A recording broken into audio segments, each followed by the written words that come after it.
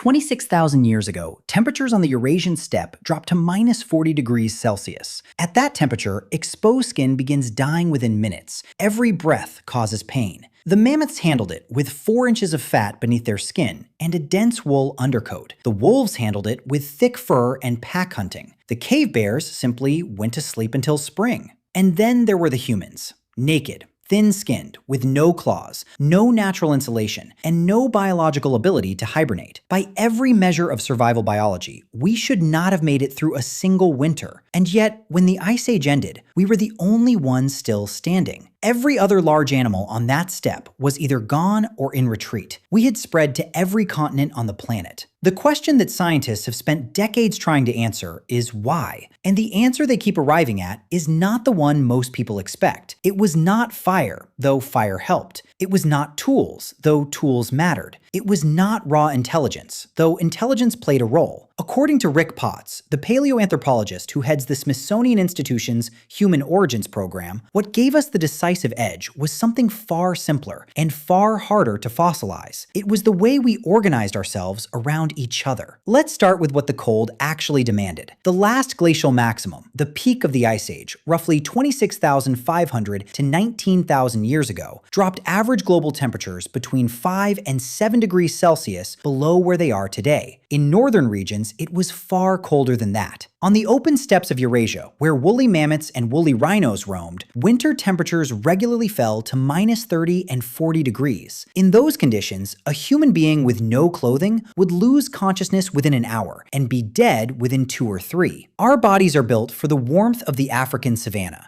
Everything we used to survive that cold had to be invented. And the first invention that made the difference wasn't a weapon, it was a needle. Bone needles, some barely wider than a human hair, have been found at archaeological sites across Eurasia, dating to at least 40,000 years ago. The oldest known eyed needle, recovered from Denisova Cave in Siberia, is estimated to be around 50,000 years old. These tools look insignificant. They are not. A bone needle is the difference between a fur draped over your shoulders and a fitted garment sealed at the wrists and neck that traps your body heat like a second skin. Archaeologists from the University of Sydney have confirmed that the invention of the eyed needle marked the shift from basic animal skins to tailored, layered clothing, the first real technological solution to the cold. Without it, humans could not have survived the deep freeze of the glacial maximum at high latitudes. With it, they did. But clothing alone does not explain how people lived on the open steppe, where wood was almost non-existent and temperatures were lethal. To understand that, you have to go to Ukraine. In 1965, a farmer near the village of Mezhyrich, about 70 miles southeast of Kyiv, was digging to expand his basement and hit something large. Excavations that followed over the next decade revealed 4 circular structures, houses, built almost entirely from mammoth bones. 149 mammoth bones in total, skulls, jawbones, tusks, and leg bones, arranged into domed walls up to 6 feet high, with the interior designed around a central hearth. The most recent radiocarbon dating, published in the journal Open Research Europe in 2025, places these structures between 18,248 and 17,764 years ago, the coldest phase of the entire Ice Age. These were not shelters of convenience. They were engineered solutions, built from the only material available in a treeless, frozen landscape. When you had no wood, you used what the steppe provided, and the steppe had mammoths. Inside those structures, the evidence shows something even more significant. These people were not living in isolation. Artifacts found at Mezhyrich include flint tools traced to sources hundreds of miles away, shells from the Black Sea coast,